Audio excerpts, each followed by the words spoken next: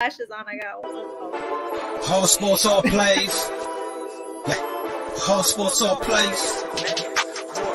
Whole sports all plays. 365, we making a plays. We talking the game, get you through the days. We're high in the court, the dime in the lane. Variety topics living the same. All presentation, sports information. In the airways, taking the nation. All sport, all plays, like working your faces. Grace at the field, so tie the laces. Whole sports all plays.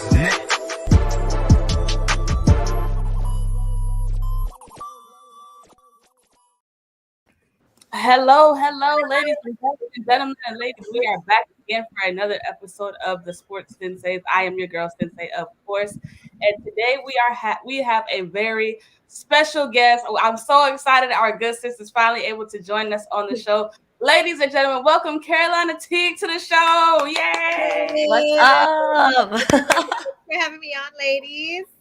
Thanks for coming on. How have you been so far? What's been going on in your world? It's been going really well. You know, like I said it earlier, I was trying to tell y'all off the stage, I'm wearing 2 different sets of eyelashes. You know, gotta take good with the bad. I found like one different eyelash. I put the other one on. But I look pretty put together for the most part. You know, yeah, drooping in together, but it's okay. You know, just taking it day by day. We're making it work. We're making it happen. That's all that matters. As long as we just continue to push through. We got to push through no matter how hard stuff goes sometimes. I mean, that is a life mantra right there. So, ladies, we had a exciting week of sports this weekend. Like, just craziness. We were spoiled as sports fans. But before we get into that, I do want to talk to our good sis Carolina really quick. So if you could just introduce yourself to the people, let them know what you got going on. So maybe run off some of the things that you've done, what you're doing right now. And yeah, just get the people familiar with you if they don't know.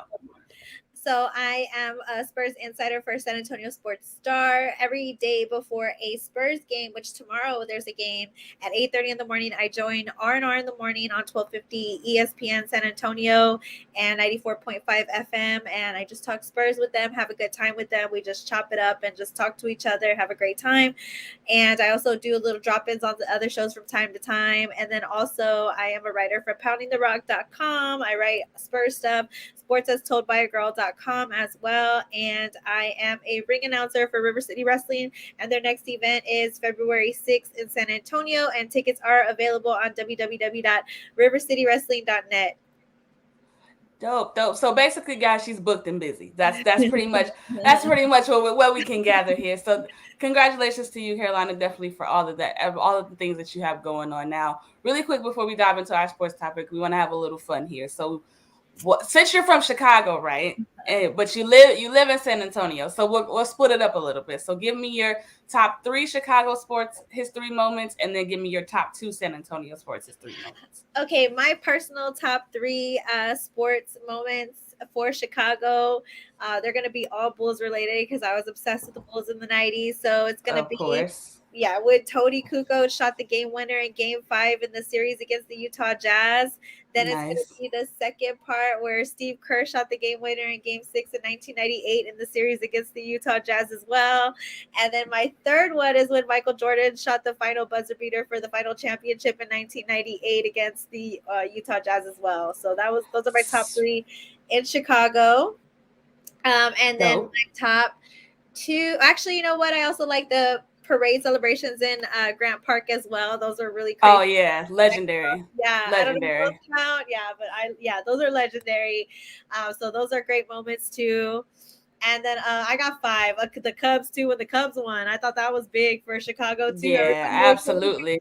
Absolutely. Yeah. So and then also another one too. I have all these in Chicago, none for San Antonio.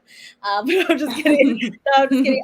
Also going to Sox games growing up. My dad used to always take me to Sox games. They always play, fireworks every time they win. It was great memories.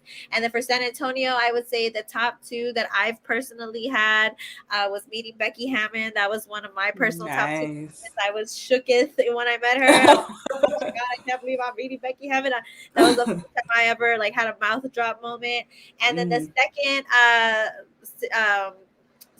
San Antonio moment was getting to interview Derrick White. That was one of my big moments for me too. So those are my top 2. Nice, dope. That's pretty cool. So I mean, the top 3 Chicago moments are amazing, but I just want to be petty for a second. So you're telling me that Michael Jordan wasn't the only person who took the last shot? Not not for certain situations. Like for Game 5, for against the Utah Jazz, they put the ball in Tony Kukoc. I remember the newspaper the next day because, like I said, I was obsessed with them, and I still remember some stuff being a kid.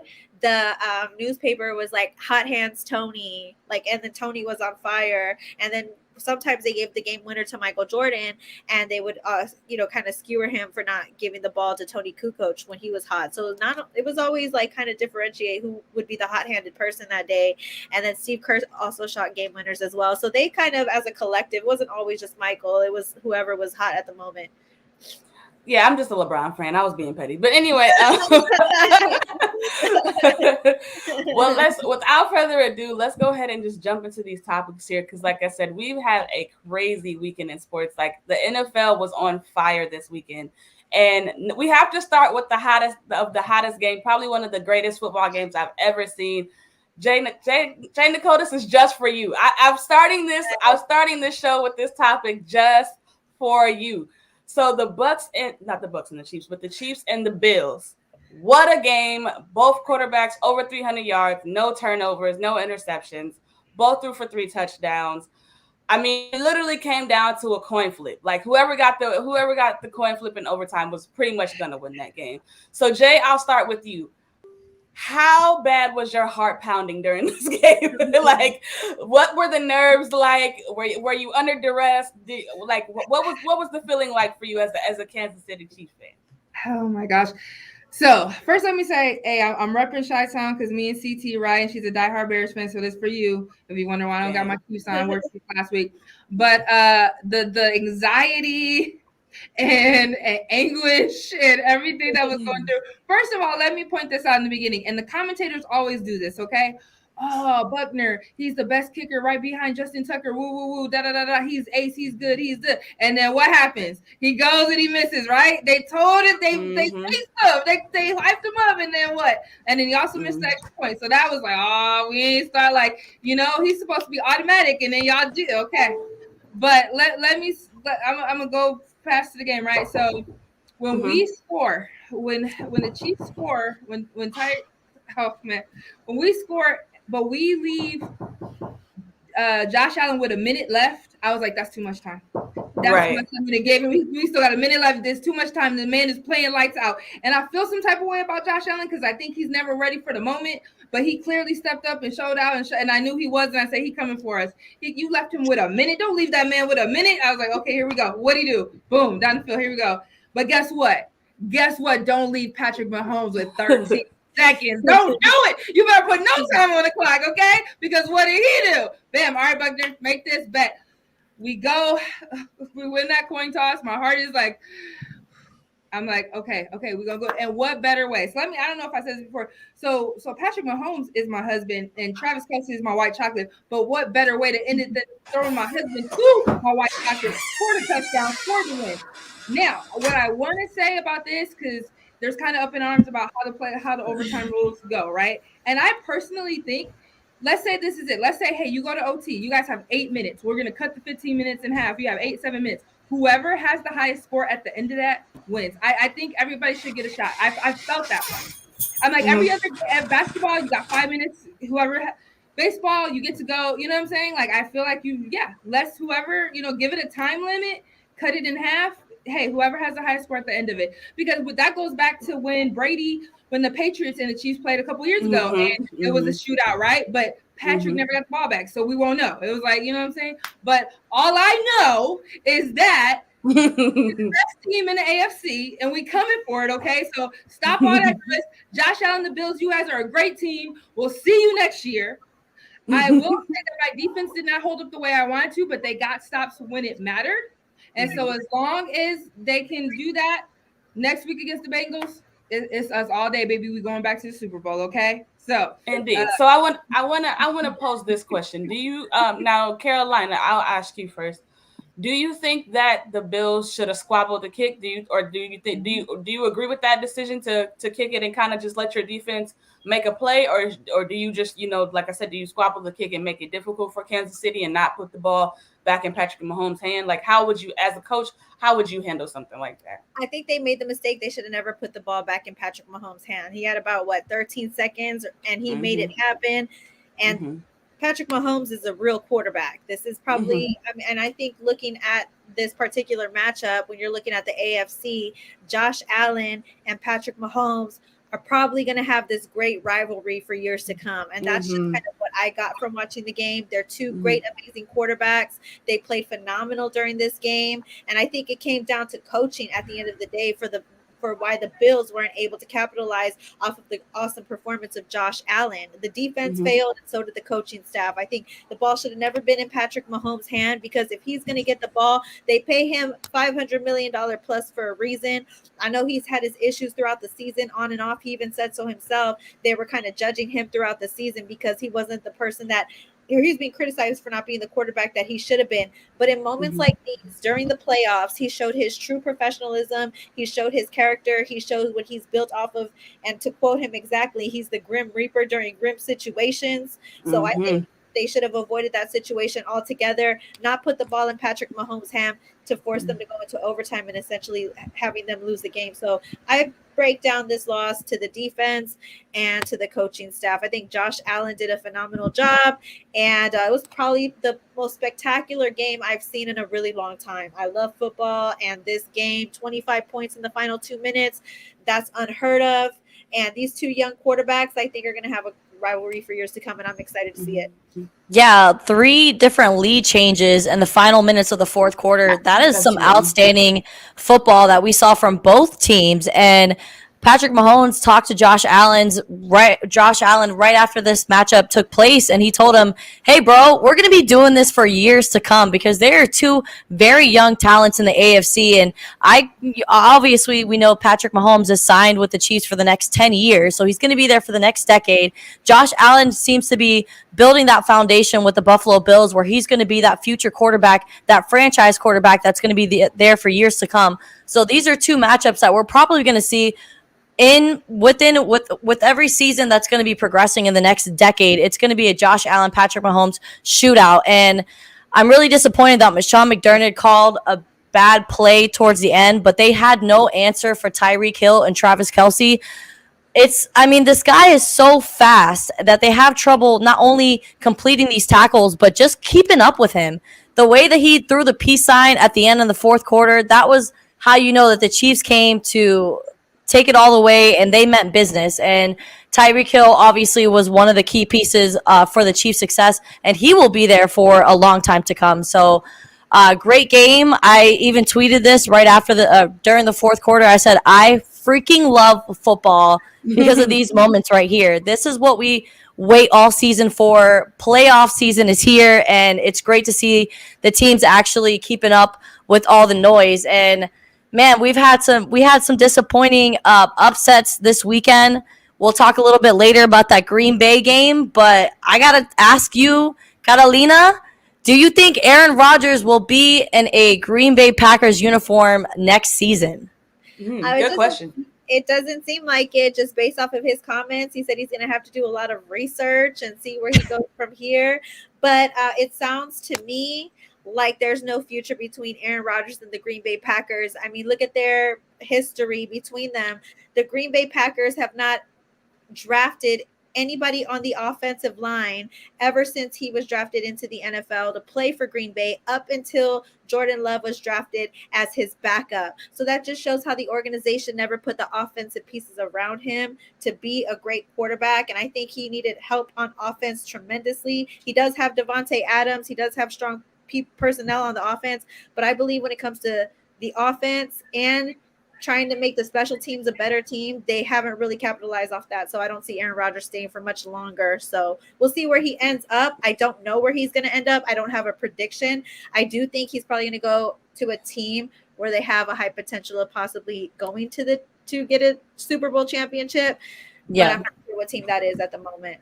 So covering the Buccaneers in Tampa, currently I'm not in Tampa, but I'm usually in my whole little studio setup. But the Bucs fans are saying that this could be the final season for Tom Brady, because he kind of was very hesitant during his post conference. He wouldn't really give them a clear answer, and even the rest of his teammates were kind of like, maybe, I don't know. So people are, I guess, suggesting that Aaron Rodgers will make a move for Tampa Bay if Tom Brady decides to retire. Do you think that could be a good move for Aaron Rodgers? And what do the Packers do if he decides to throw the peace sign? I think the Packers are going to have to bank on who they drafted to be the backup quarterback. It's going to be Jordan Love's turn. And as far as Tampa Bay is concerned, if crazy talk happens, Tom Brady decides to leave because he didn't get a ring, which that could be potentially true because, when he was with Bill Belichick and the Patriots, once he left, the big elephant in the room was, can Bill Belichick be successful without Tom Brady? And can Tom Brady be successful without Bill Belichick?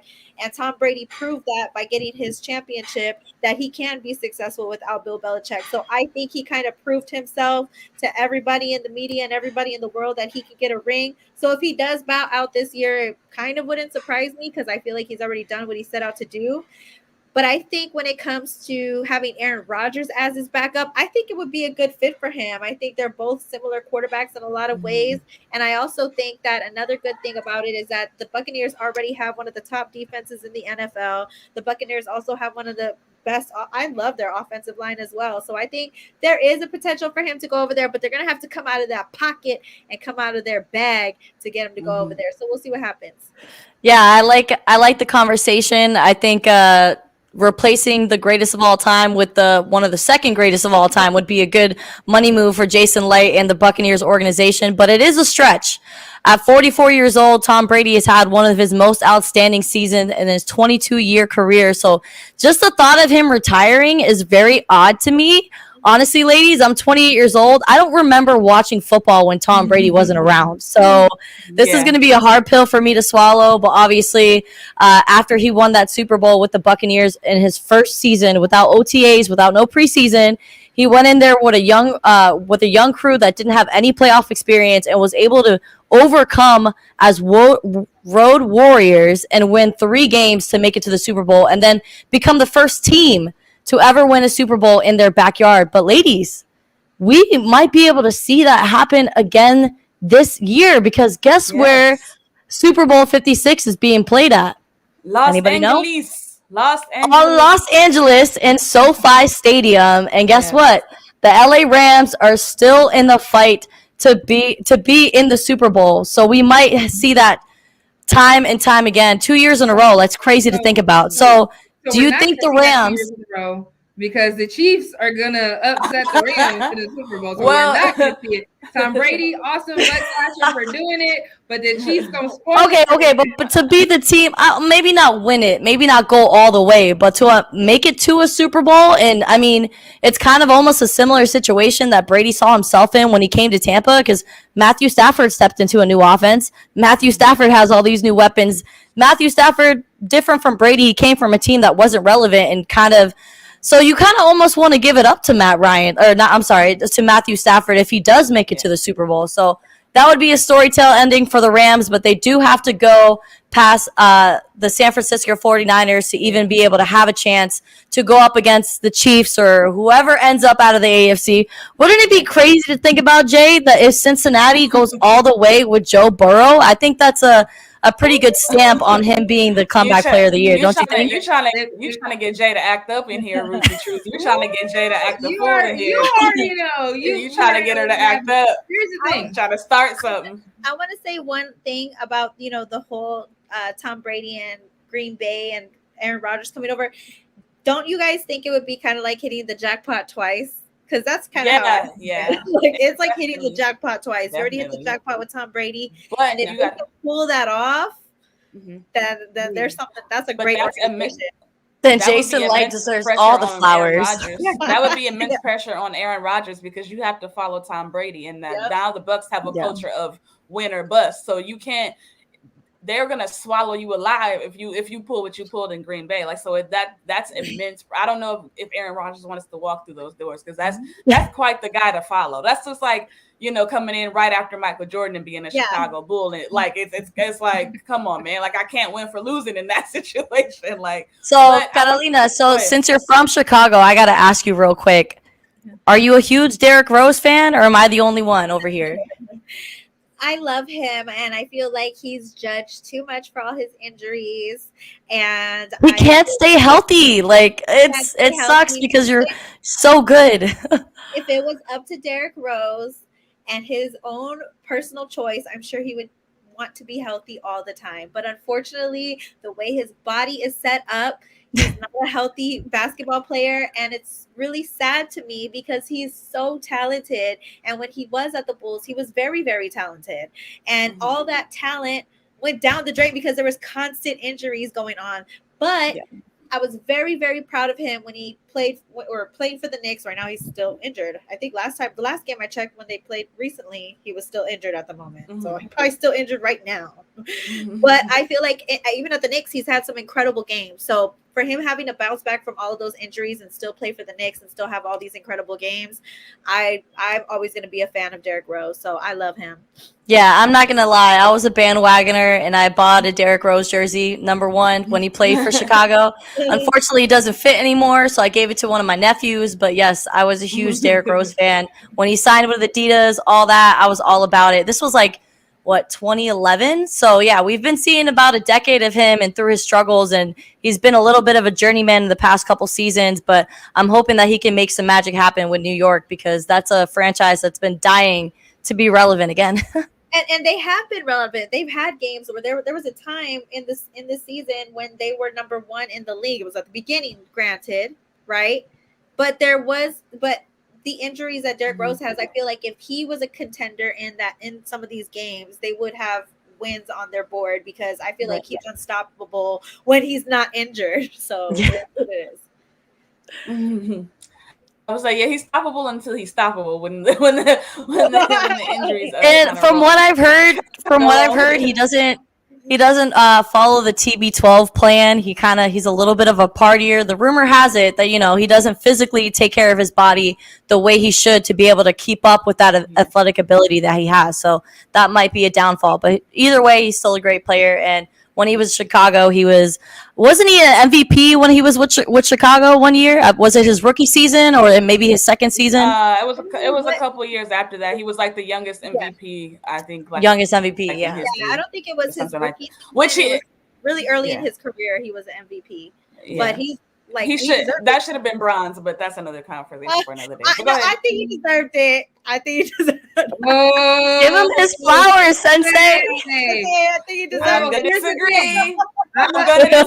I'm going to disagree. Hey, we need to have a whole and I are both LeBron fans, but that year, what Derrick Rose did, going to Bulls games and the Bulls being relevant again, you know what I mean? It was something so special. It really was. I love LeBron, that's my dude. But Derrick Rose, man, it was something special. He was high. Bro, we need to have a whole different show. Yeah, man, seriously. I could talk hoops all day. No, seriously, but let's really quick. I know we mentioned Aaron Rodgers earlier, and I wanted to talk to you ladies about the 49ers and Packers game, because we all expect. I believe we all picked Aaron Rodgers to beat the 49ers. I think everybody in America picked Aaron Rodgers to beat the 49ers, being that they were at home.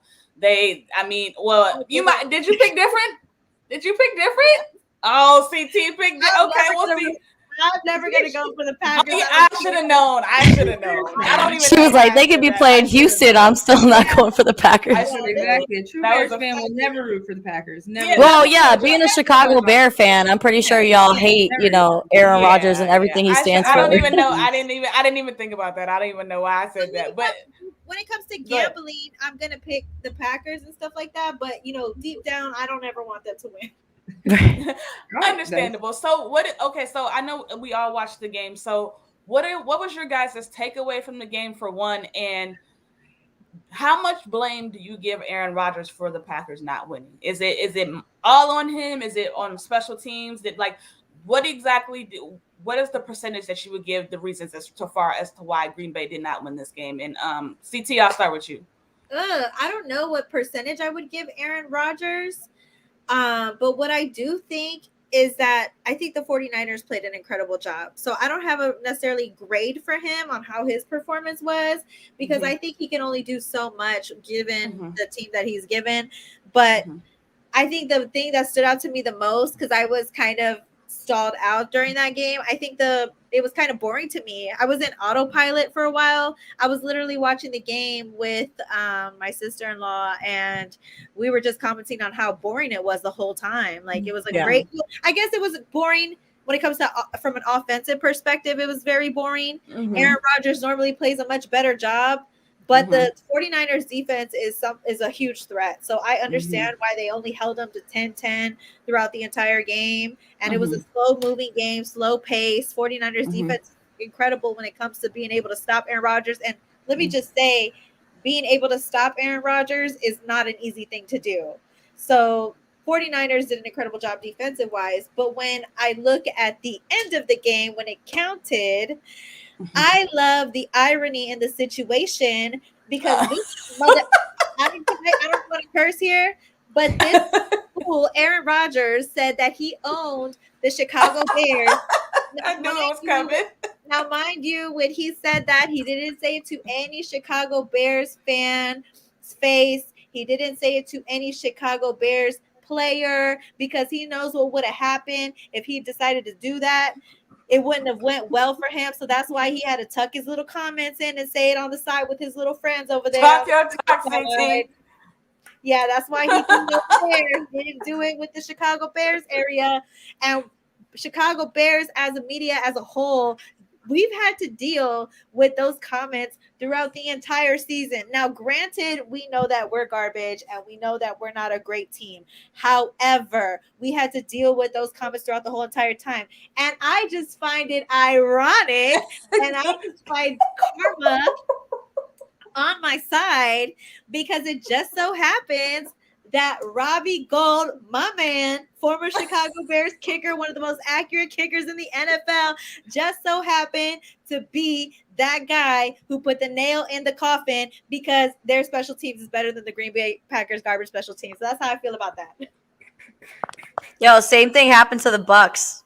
The kicker that they drafted in like 1998, which is crazy to believe that he's still playing in the NFL, but I think kickers can play till they're in their 60s, as long as you have a good hip and you can still kick the ball. He was the one that kicked that game winner against the Bucks in Tampa, and let me tell you, the Bucks fans are bitter about it, because that was the kicker that everybody wanted to get out of there, because he had a pretty consistent season like the first 15 years and then kind of fell off the wagon, and we traded him for Ryan Suckup, who has been an excellent kicker for us so far for the Bucks. But yeah, I mean, bittersweet feeling when you're, I guess, a rival or arch nemesis. I don't know what you call. You got to call them something when they leave your team and they know your playbook. You got to be like, yo, you're the enemy now, like regardless of where you go. Yeah. So yeah, bittersweet feeling. Do we see that? I don't know if it was like a meme, the one with Michael Jordan, from like what was his documentary? What was it called? The Last Stand. The Last Stand. So yeah, like, you saw that. It's like, oh, we own the Packers, and then he's like, well, let me something, because I guess Robbie Gould said something at the end, like, this is for that something, but it would refer to that either way. He dropped the F-bomb. He said F the Packers. Yeah, he definitely said F the Packers. He said F the Packers. With his whole chest, though. He said it with his whole chest. He said about his own, but because Robbie Gould's from Chicago. Jimmy Garoppolo, he's from Chicago. He's a Chicago Bears fan. Or Robbie Gould played for Chicago. Jimmy Garoppolo's from Chicago. He's a Chicago Bears fan growing up. And so is George Kittle. He's a Chicago Bears fan growing up. So if there was a team that I felt like was a Chicago Bears homie, it would be the 49ers. They're our homies. They know what time it is. They shut the Packers down. Listen, I saw a lot of Bears fans celebrating yesterday, and I was like, did they just win the Super Bowl? Like, what happened? Because everybody's so excited. No, they're still celebrating that they got rid of Matt Nagy and Ryan Pace. So they were like, we had to cut some loose ends, so it's time to celebrate. Listen, Mike has reminded us every day that Nagy's gone. We're not going to forget it because they were talking all that trash, and look at them now. They're one and done, and they're gone fishing. Bye. They're gone. Ice fishing. Number 1 seed shut down, right? So here's what I say. I agree with CT. That game was boring. Like, that's the last game I actually want to talk about. I know it's Aaron Rodgers, but it was so boring. This is the second time in his career that he had no touchdowns in a playoff game. And to me, as the season had progressed, Aaron Rodgers was more like what was I gonna say? He was more just like controlling the game, like controlling the clock. A system quarterback, they weren't kind of really pedestrian high. a little bit, like I'm managing, right? He was being a clock manager and all of this. So super boring, right? And then you got the highest scoring Chicago Bears of all time, which is takes you out with a field goal with 4 seconds left on the clock. How poetic is that, right? Man, like, that's Aaron Rodgers, we said anything short of Aaron Rodgers going to the Super Bowl this year, nothing. Who cares?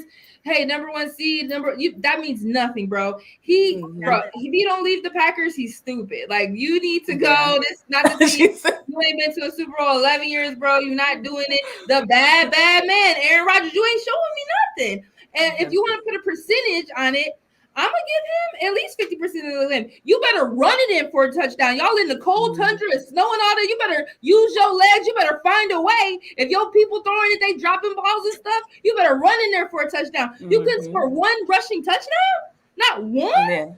See, this is why we have to. But I'm gonna need, if you that bad man, Aaron Rodgers, I'm gonna need you to show me something, because you're the quarterback. And at the end of the day, when the team don't win, but when the team, you get all the glory, and you get, I know it's a team sport, but come on, bro, run it in, rush the touchdown. Come on, let me. Yeah, I mean, I don't know if y'all ever seen Lizzie McGuire. But I was, you about to show our age, CT. You about to put us on blast right now. I like Lizzie McGuire. I was like, this is what dreams. That song about it the whole time. That is hilarious. First of all, that is hilarious, and I think I'm gonna drop 20 in Jay's collection because she just preached the whole sermon right there. I don't know how you follow that one, but Ruth the Truth, what do you think as far as like the 49ers? Like, how much blame do you give Aaron Rodgers, or was, like I said, I give Aaron Rodgers special teams, but so like, what do you think? I give him 100% of the blame. You don't throw the ball to only Devontae Adams. You have other offensive weapons that you need to get involved. You saw in the NFC Championship game against the Buccaneers, you were a rushing touchdown away from actually winning the NFC Championship game and going to the Super Bowl. So why haven't you learned? And it seems like Rodgers is an excellent quarterback throughout the regular season, but when playoffs come around, he gets shaky, and that's not the time to get nervous and not play your game. And you've been called the MVP of the league throughout this whole entire season. I didn't see that against the 49ers. So you let Jimmy Garoppolo, Mr. Sunshine Boy, come into your frozen tundra and show you what's up. And he didn't even have that great of a game. Jimmy Garoppolo's numbers were terrible. He was 11 for 19, 131 yards, 1 interception, no touchdowns, with a 57% passing rating. Complete garbage. So embarrassing that Rodgers got outplayed that way. I give him 100% of the blame. He wants to sit there and be all in his feelings in his post-conference and talk about the front office and how he doesn't want to be a part of a rebuild and he doesn't want to be a team player. And it's just a little bit too AB-ish for me. So he needs to quit with the complaints and figure out where the rest of his career is going to end up, because it seems like the circle that he has around him kind of encourages that like egotistical mindset that he has, and that's not really going to get him another championship ring. He needs to figure himself out, because he is slowly on the trajectory of possibly not being, a future. I mean, obviously he's going to be a Hall of Famer, but you're not going to always have a chance to be in the Super Bowl because you're only getting older. So not everybody can be Tom Brady. So you got to do something now, Aaron, or move on with yourself. He needs to move on with his life. He needs to leave the NFC North. I'm sick and tired of the Green Bay Packers. He said, "Please leave the NFC North." I love that word that you used. You hit the nail on the head. Egotistical. That is Aaron Rodgers. He's one of the most egotistical players in the NFL. And I also want to touch base on his playoff, seasons too. He did have a bad performance, no touchdowns, but I do think another thing as well is the Green Bay Packers organization, they have their flaws, and I think they tend to be exposed in the playoffs. The special teams, was an issue this season. And when they were at the NFC Championship a few years back, the special teams messed it up for them as well. So I feel like the Green Bay Packers organization has Aaron Rodgers. They pay him a lot of money, but putting the pieces around him to make a win during these crucial playoff games, I just think that the Green Bay Packers organization, they didn't do their boy justice. This is one of the greatest quarterbacks of all time. All jokes aside, one of the greatest quarterbacks in the NFL right now. And you guys are doing him dirty like that. Why don't you just leave that organization, baby? They're not treating you right. You need to go somewhere else to take care of you. And it's not at the NFC North, so find somewhere else to go, please. I agree. I'm gonna give Aaron Rodgers about 80% of the blame just because of this. This season was all about Aaron Rodgers, and he made it that way. It's not because of the fans. It's not media driven. It's not a narrative. This is Aaron Rodgers basically saying, I need this, this, and this to happen. And I feel like we're gonna run the tape, or we're gonna win the Super Bowl. All of those things happened. Everything played in Aaron Rodgers' favor. Yes, they started out, their first game of the season, everybody jumped on them. Then they went on a run. They got hot.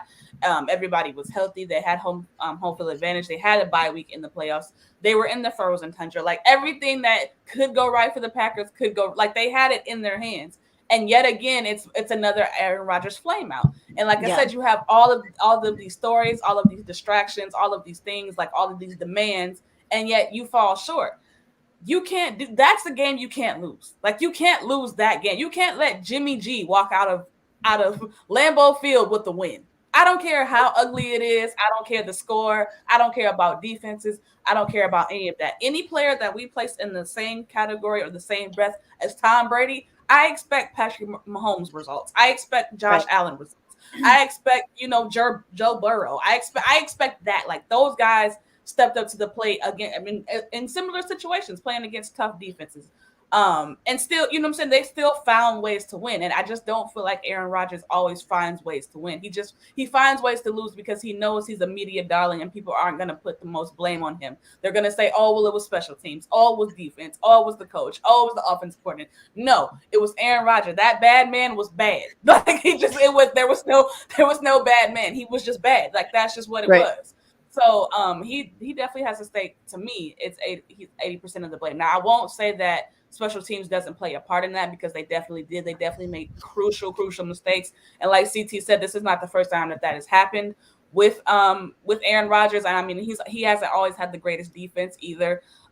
He hasn't always had the greatest O-line either. So and there's been some years that I could say, okay, this doesn't fall at the feet of Aaron Rodgers. But yesterday, that falls at the feet of Aaron Rodgers. I'm sorry, it does. Like, you're too great of a quarterback to lose that game. There's no excuse to lose to Jimmy G. Right. I mean, only scoring 10 points. I mean, everybody was on Dak Prescott's back about, oh, you only scored 17 points in a playoff game to lose to San Francisco. Aaron Rodgers only put up 10. So, and it wasn't even, he didn't even throw a touchdown. There was a rushing touchdown that they had from one of their running backs. So, poor performance by Aaron Rodgers. But I think we should move on to the next game. Let's drag him. Y'all did it for me. Definitely. No, real recognize real.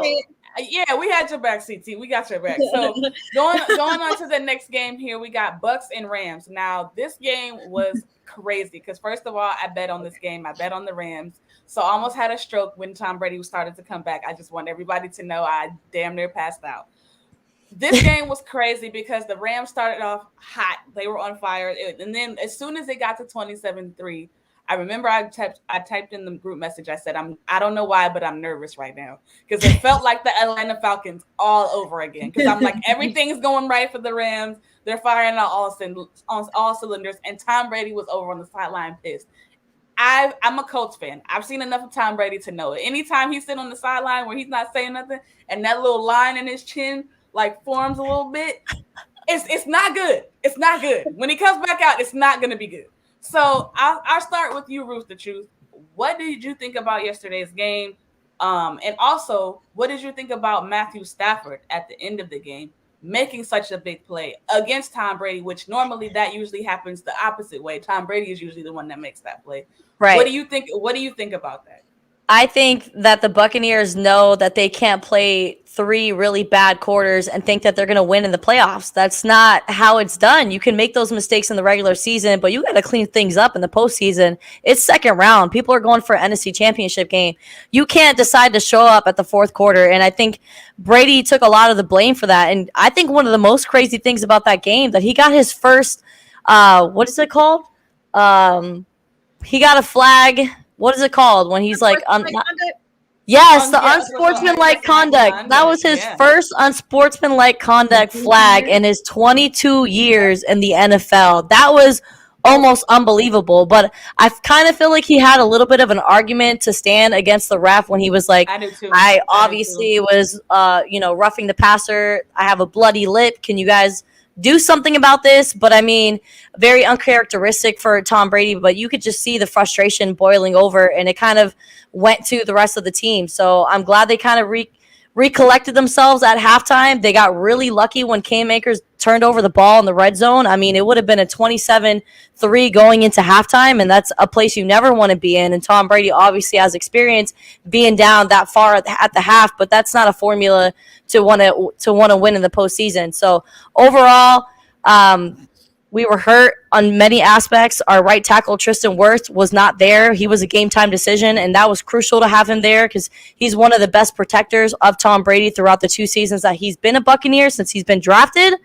Ryan Jensen, also, the center, was beat up. So I hate to blame it on the injuries, but we were missing a lot of key pieces, obviously with Chris Godwin being out since the matchup against the New Orleans Saints and AB walking off the field. There was just a lot of turmoil that it didn't seem the Buccaneers were going to overcome.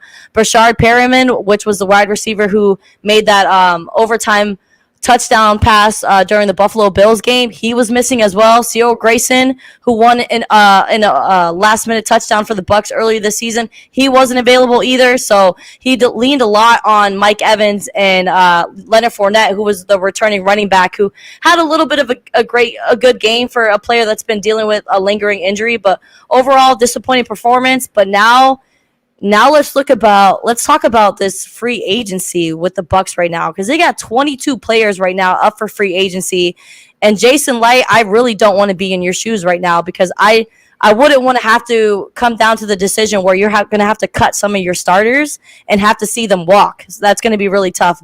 Chris Godwin is definitely on the top of the list, as well as the center Ryan Jensen, William Goldstein as well. There's a lot of key players that I know they're going to be focusing on, as well as Levante David and JPP, who were crucial in the defense throughout their season. But it's going to be a whole new roster for the Buccaneers next season, and we're not even 100% sure if Tom Brady is coming back. So whole new roster. I mean, shoot, we might be missing some of our offensive and defensive coordinators. Todd Bowles and Byron Leftwich have been interviewing for head coaching positions, as they should be, respectively.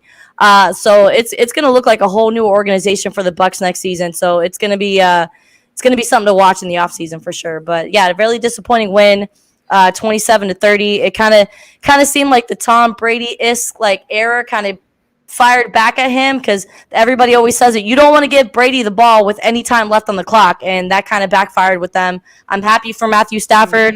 I kind of said that they were going to be a Super Bowl team in the offseason before this even happened, before they went and got Von Miller, before they went and got OBJ. I knew that Sean McVay was going to be able to lead the Rams far, and I'm hoping that they take the NFC. What about you, Carolina? What did you think about yesterday's game? So first and foremost, I do want to point out something that really rubbed me the wrong way and that I think was super whack, and it's something that really bothered me. And I feel like that should be one of the pink elephants in the room that needs to be addressed. I felt like it was messed up that Los Angeles and SoFi Stadium put a block on players who were, or I'm sorry, I hear an echo, on people who were purchasing tickets who didn't live in Southern California. So if you didn't live in Southern California, you were not able to purchase a ticket to SoFi Stadium for the Los Angeles Rams game against the Tampa Bay Buccaneers. Now, why did they do that? I think because there's a lot of Tom Brady fans that are going to want to watch the game, and they're potentially worried that the that noise of the Buccaneers fans and Tom Brady fans was going to drown out the fans of the Los Angeles Rams. I thought that was totally whack that they did that. However, right before the game started, I think the day before, whatever the case may be, they lifted that ban and people were able to purchase tickets at the last minute. And I think it was because they were getting a lot of heat for that decision that they made. But I found that very, very weird that this stadium and this organization would put a ban on people who didn't live in Southern California. And the way they were able to do that was if their debit card was not a Southern California zip code, they would block and decline your ticket. So that, and I was thinking in my head, well, what if there's people in the military that are from Atlanta and they're stationed in San Diego and they want to go watch the game? Well, they can't do it because their zip code on their debit card is a different zip code than Southern California. So I found I thought that was really whack for the Los Angeles Rams organization. I thought that was really whack for SoFi Stadium to do that. And that really, really irritated me. So that's one of the things that I want to get out the way about that particular game. So I'm wondering in my mind, how many people that wanted to go see Tom Brady play at that stadium did not get to go see him because of this ban? That's what I want to know.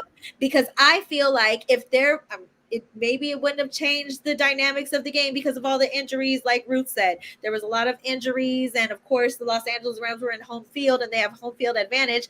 But a part of me does wonder to myself, if there was more Tom Brady fans at the stadium, could that momentum have driven the crowd and potentially affected the play of the team? Because sometimes these crowd situations, when there's a lot of energy for the away team, that could shift the momentum in the game. So that's kind of one of the things that I wanted to bring up about that game.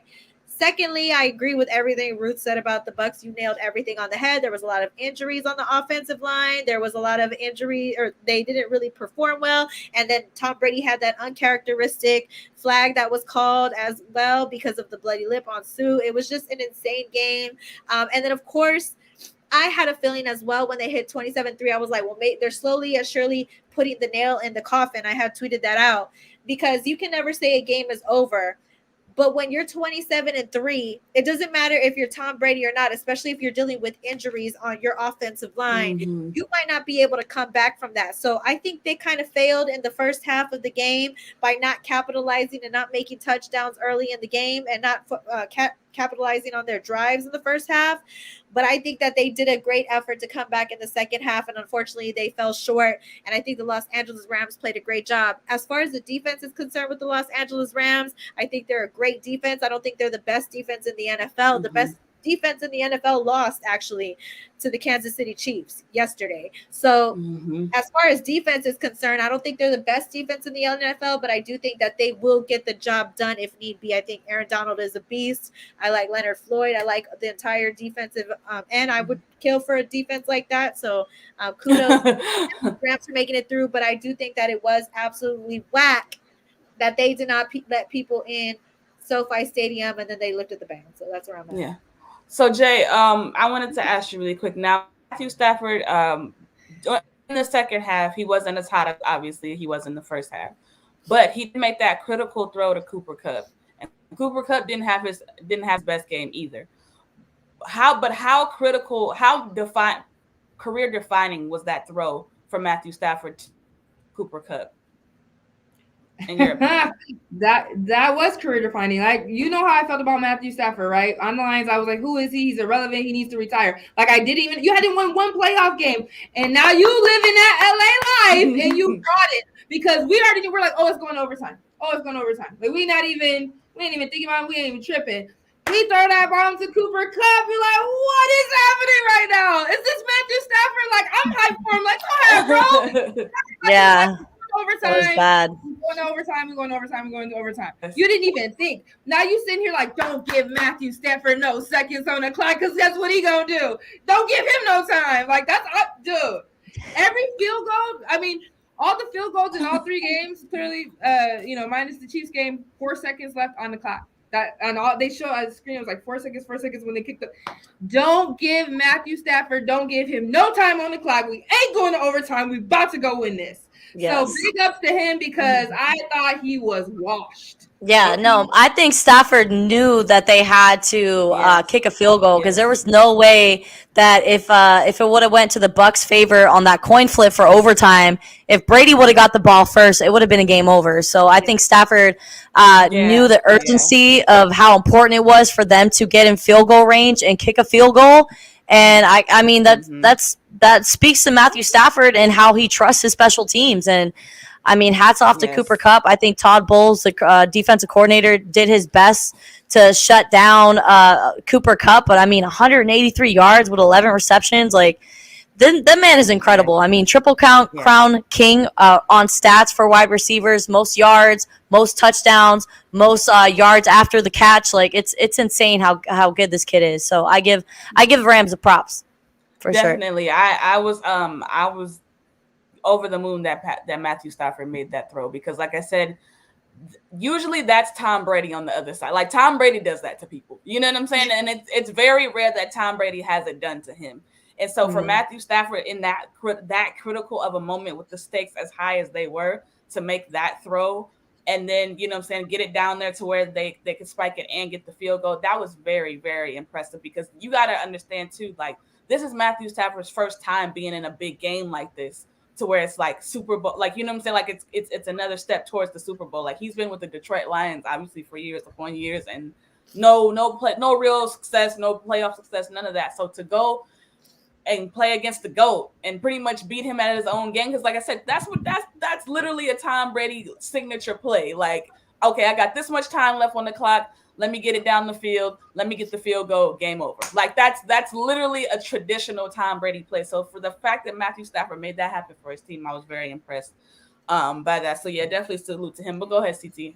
Yeah, I was going to say, as far as Cooper Kupp is concerned, I mean, they've had, ever since his last 3 matchups with the Bucs, he's been the difference playmaker. So it's kind of interesting that I feel like he's kind of their kryptonite in a sense. Their last 3 matchups, they haven't had great. Cooper Kupp has been great in those games, and he was the difference maker. 9 passes, 183 yards. He came up with 24 catches and 44 yards on their final drive, set them up for the game-winning touchdown. So, I mean, game-winning field goal, and it is what it is. It was a great game. Absolutely. Now, the last and final game we have here is the Bengals and the Titans. Now, that I was pulling for Joe Burrow. I'm not going to lie. I'm an LSU girl, so I love Joe Burrow. Have always loved Joe Burrow, but that game was a crazy game too because it was kind of one of those games where you felt like it could go either way. Like, I mean, the Titans were trying to beat the life out of Joe Burrow. Like he got sacked 9 times and he still was able to pull off such a gutsy win.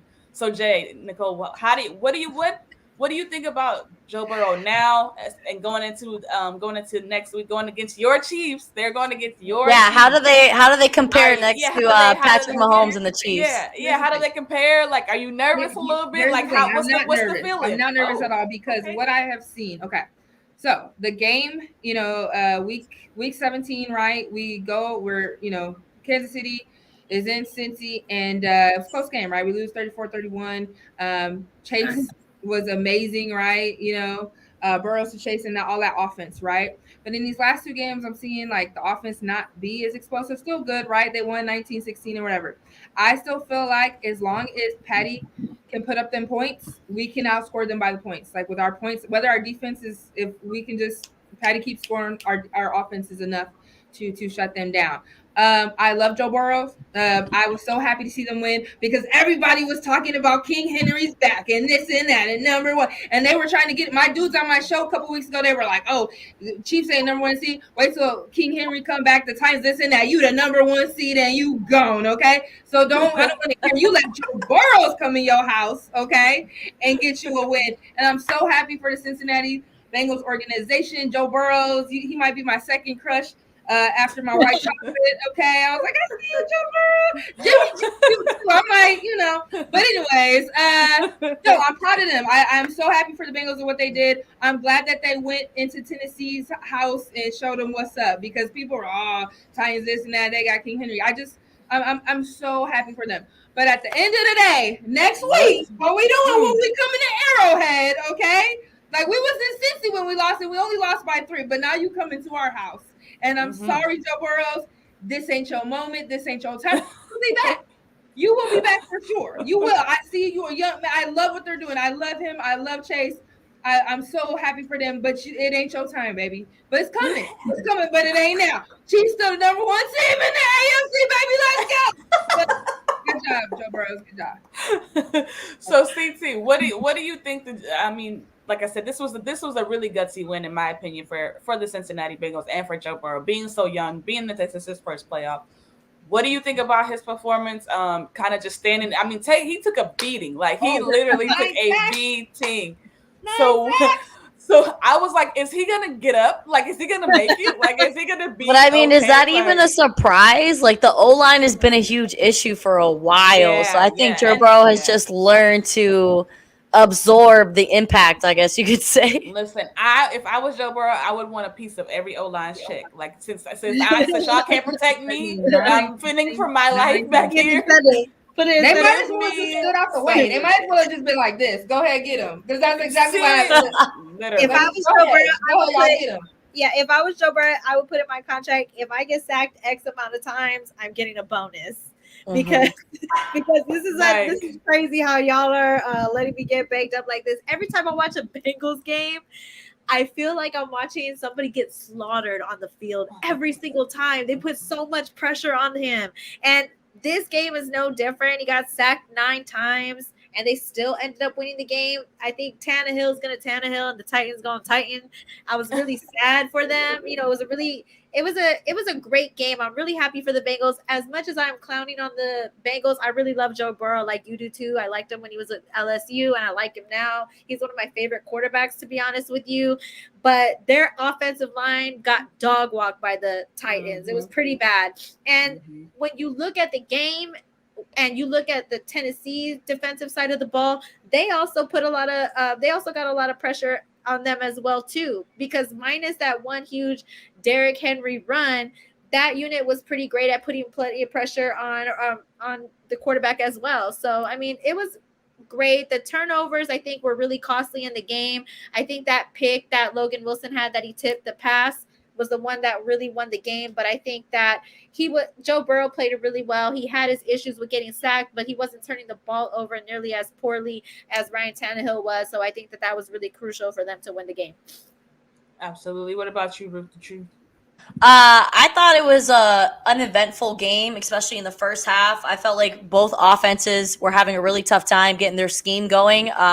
Applause to both defensive lines that were putting the pressure. I mean, for Joe Burrow to go down 9 times and still be able to pop back up the way that he does, that young whippersnapper has a bright future ahead of him. And I like the 3-headed monster of Joe Mixon, Jamar Chase, and Joe Burrow. And I see that being successful for the Bengals. Burrow. I mean, they also got a really young head coach as well in Zach Taylor. I believe he's only 38 years old. So he did make some really gutsy, questionable calls throughout the regular season where it was kind of like, wow, luck was really on your side for you guys to get that penalty on 4th down and be able to kick the ball again. But I think that he's learning and definitely rolling with the punches. But when I saw them win over Las Vegas, I knew that they had something going. They were red hot at that point, and I mean, always kicking off the postseason with an impressive win against the Raiders. I'm really excited for Joe Burrow and the future that he has with Cincinnati. Tannehill, you looked like Miami Tannehill for a second. You think you're going to throw 3 interceptions in a playoff game and walk away with a dub? No, buddy, that's not how it works. I mean, it was really a bad start. I mean, literally his very first possession, very first throw of the game was a pick. So that kind of set the tone for their offense. And a lot of people are saying in the comments that they believe that Derrick Henry was rushed back, that he maybe was playing hurt. That could possibly be it. I mean, you never know. He hasn't played since October. He might have been ready. I mean, they were saying that he was done for the season, but they never specified whether he was going to be out or available for the postseason. So maybe Derrick Henry just wanted to give it his last shot. But, man, that was tough. That was tough for King Henry to be like, man, I haven't been here all season. My team held it down. We're the number 1 seed in the AFC. And then our first game, we have home field advantage, and we lose to the Bengals, who have not been in the playoffs since, 31 years?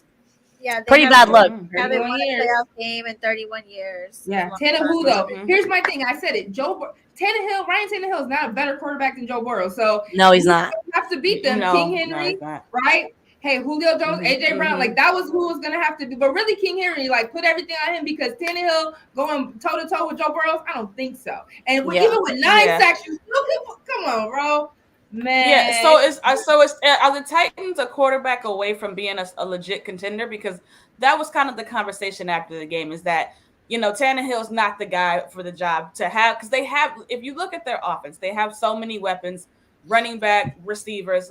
I mean, they tight end, like they have a collection of talent, but what seems to be missing is that key piece, is that quarterback that can kind of put that all together and make it work. So if they get like a Joe Burrow type, maybe somewhere close, could they be a serious contender at that point? Like, is it all on Tannehill as to why they can't advance past this particular round?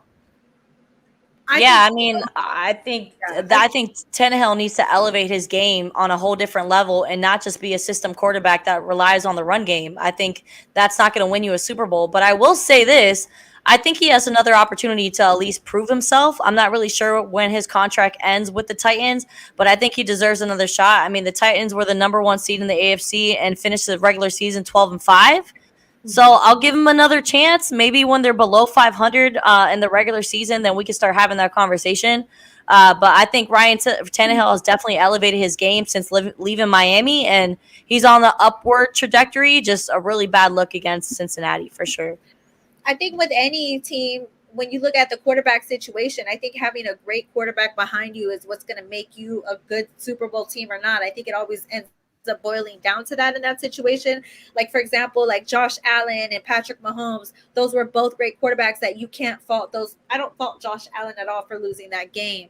He played a great game, but you have 2 great quarterbacks, and the quarterback who made the smarter decisions at the end of the game was the one who was able to come up on top. So I think having a smart quarterback and having one who has a great football IQ is one that's going to help you beat those games in those situations. And when you look at Joe Burrow, even though he got sacked 9 times, I feel like he's more of an elite quarterback than Ryan Tannehill. And Ryan Tannehill had those turnovers, made those small poor choices in the game that led them to lose this game. So I think when you have a great quarterback against another quarterback who's not as good, it may swift the game, one way or the other. I think the exception is the Bucs game that we saw. Obviously, Tom Brady's the GOAT, but I think injuries really was more of the reason why he wasn't able to capitalize. If he had a healthy O-line, and I think he would have been able to come back sooner in that first half because of, him having a healthy O-line in front of him. Yeah, so I'm telling you, give us Tristan Wirth back, give us at right tackle, and then give us Chris Godwin back, our wide receiver that was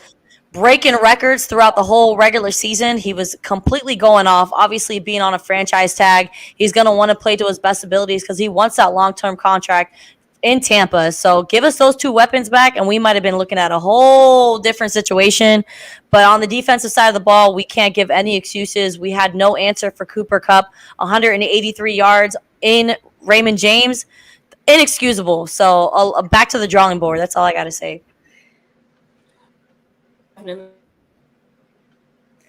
Sensei. Quarterback away from being. What'd you say? Yes. Yeah, can you see me? I was just asking, do you think that do you agree with CT and with Ruth that the Titans are a quarterback away from being a serious contender? Freddie's on here talking about free that bad man Aaron Rodgers. Can we get Aaron Rodgers? Jesus. Can we put him on the Titans? I don't know. That'd be interesting. That'd be interesting. I feel like, hey, Aaron Rodgers with that O-line. Aaron Rodgers goes to the Titans, they're definitely competing with my Chiefs in the AFC for sure. But no, I think give Ryan Tannehill another season to prove himself.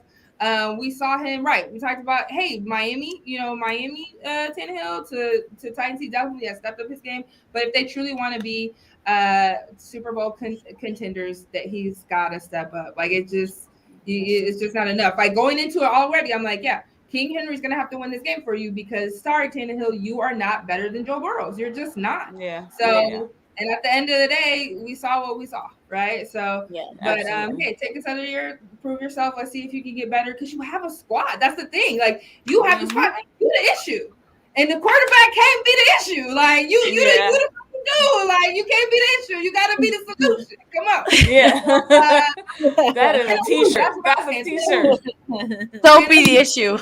Yes, Put that don't on be an t-shirt. issue. Be a solution. All right, so we'll do last two questions really quick before we wrap this up, guys. Do Brady and Rodgers retire at the end of the season? Do you guys think that either one of them are gonna retire, or what do you guys think? I think Brady is in his feelings right now, and he wants the media to go into a frenzy about whether or not he's going to retire, and it's working. But I think ultimately he's going to play another season. He's going to end out his 2-year contract with the Buccaneers, and we're going to try to go for 2 next season. That's my opinion. Who knows? Because things switch day and night. His TB12 diet may not be working out for him anymore. Who knows? When it comes to Aaron Rodgers, that's a bad man, and I know he played a disappointing matchup against San Francisco, but he was up against a tough defense, and he met his maker. I have him playing at least another 3 seasons, and he'll probably go to another team if he leaves Green Bay, and I just hope he doesn't go to New Orleans. That's all I'm praying on. Just don't go to New Orleans. Rodgers, you can go anywhere else. Just don't go to New Orleans. I'm going to say Aaron Rodgers. I think Aaron Rodgers is going to go to a different team because I think he's disgruntled at this point. And I think with Tom Brady, I think he just seems like he don't want to go nowhere. I think he's just going to stay where he's at. So that's kind of where I'm at. I don't think he's going to retire. I think he just wants people to talk about him like Ruth was saying. So that's what I'm thinking. Yeah. You, Jay? I think TB, he got 1 more year. He's like, let me go out 45. Let's go try to get 1 more chip. Let's make it 8. So I got 4 on this finger and 4 on this finger. Unless Giselle says I'm gonna leave you if you don't retire, then I think that's a whole different conversation. Let's go She might, because she was ready for him to retire after last year, so she might. She literally looked at him after he won a Super Bowl chip, and she says, "What more do you have to prove? Are you done? Are you done? Are you done?" That's what she said. Like literally, that's what she said. You can see it in her face. It was like, "Oh, I'm so happy. So you're coming home, right? Like this is it. We're not doing this no more." Yeah. Now it's time for Jack. Now it's time for his oldest son, Jack, to take the throne. He's pursuing football as well, so I'm excited to see if he follows in his father's footsteps. Because what other better influence do you need than your own dad doing what no other quarterback has ever done? So I'm excited to see where Jack goes in his future in football. No pressure, Jack. No pressure. Your dad's the greatest of all time, but you could be second greatest. It's okay. Live up to that. Yeah, you just have to get 7 Super Bowls. That's easy. Hey, 8. Even numbers over here. Even numbers over here. 4 on this finger. 4 on this finger. That's what he doing. He goes like, I'm gonna go 1 more. 45. I hang it up. That's a good age. Let's do it. I think so too. Rodgers. Yeah. Bro, he's leaving. He's clearly leaving. He gave y'all 1 more shot this year. He's like, okay, I'm gonna stick around. Let's see what we can do. You know, this got the third, but he gone. I think when it comes to Rodgers, I think he was Super Bowl or bust with Green Bay. Like either we're gonna get to a Super Bowl or I'm out. Because he doesn't want to be a part of a rebuild. They're gonna have trouble with free agency. Their salary cap is trash right now. So I think Rodgers is out. I think Rodgers is out too. And not only just because of everything. What if he goes to Chicago? Would y'all be mad? No, we're not. He's not coming there. I already know he ain't going there. GM Carolina Teague has vetoed that trade, so that's not gonna happen. It's not gonna happen. I already know that's not gonna happen. She's contacted the front office. They've informed her that's not gonna happen. It ain't happening, especially if I own you guys. No, and then you try to come. Well, that's exactly why he's gonna step in. He's like, "Yo, since I'm already part owner, like I'm gonna just slide." No. Honestly, I'm real talk. I've already talked to tons of people about this situation before. What if he decides to like throw the ultimate middle finger at Green Bay and come to Chicago? And I think that's not going to happen simply because number one, I think the Chicago Bears roster already has great quarterback depth. They got Justin Fields, they got Nick Foles, and I think that that's good enough for them at the moment. And I also think the other thing as well that he might go to the Titans. I mean, if they're loaded the way they are, right? I don't know if Rodgers wants that problem in the AFC. I mean, you got Cincinnati, that's hot. You got the Obviously, the Chiefs that are hot, the Bills that are always going to be a threat. Like, I just feel like he would be more safe in the NFC. But I mean, teams are more likely to trade in a different, in a different division or a different conference. So I think it could be possible that he does go to the AFC. But I don't know if he's going to end up. I think there is less star potential with the NFC when it comes to quarterbacks. But I do think that there is a possibility. I mean, hey, that would be a great spot for him, by the way, because they just made the playoffs. They didn't make it to the top. Or maybe even the Las Vegas Raiders, too. I mean, who knows? I think that would be a great option for him as well. So I'm just giving out guesses, even though I didn't say I was going to give out guesses earlier. I seen him. I seen somebody show a picture of him in a Colts uniform. A Colts uniform. Yeah, get the hell. Yeah, Carson Wentz. Goodbye. Yeah. I mean, you wouldn't want Aaron Rodgers over Carson Wentz? Oh, yeah, you do. But I'm just saying, I'm like, okay. I want everybody over Carson Wentz. Who's Carson Wentz? You never get to the Super Bowl. I'll take Nick Foles over Carson Wentz. You never won this. You had your backup dude. No, like, go somewhere, Carson Wentz. Go somewhere and sit down. All right, Sensei, do you have a last question to wrap things up today? Because we've had a great show on the ASAP Network. We appreciate all the people that are in the comments blowing it up. We appreciate you guys watching. Smash that share button. Smash that like button. Make sure to subscribe to us on YouTube as well. And follow all of us on social media and our special guests as well, Carolina Teague. Thank you again. Thank you. Sensei, do you have any questions to wrap up tonight's episode of The Sensei? Is she back? Yes. Can we hear her now? I can't hear her, but I think she's. Can you hear me? Yeah, we can hear you. Hold on. Can you hear me? You're back. Okay. I have to figure my internet out. It's really driving me crazy. But no, I don't have any questions. I just want to thank you ladies for coming on. It was an awesome show. This was amazing. CT, you're amazing always anyway. You know what I'm saying? You know how we rock this. So we definitely appreciate you coming on. You definitely have to come back again. When Aaron Rodgers becomes a Chicago Bear, we'll definitely want to see it from you. That's your way of saying you don't want me back? Wait. I got one last question for Carolina. Do the Spurs miss DeMar DeRozan? Do the Spurs miss DeMar DeRozan? So I think they're fully committed to the rebuild right now. So I don't think they miss DeMar DeRozan. Now, do I miss DeMar DeRozan? Yes. But do the Spurs organization, do they miss him? No, they didn't fit into their system. They're looking for a rebuild right now. So I think that's what they're focused on right now. They got a lot of picks leading up until 2028, with the exception of next year. They have multiple picks coming up for each draft class. So I think it's going to be really important for them to focus on their youth, build on that. And I think they're full steam ahead with that situation. But Go ahead. No. Go ahead. How much longer do they have with Popovich? That's always the question that everybody has. I think it just depends when he wants to leave.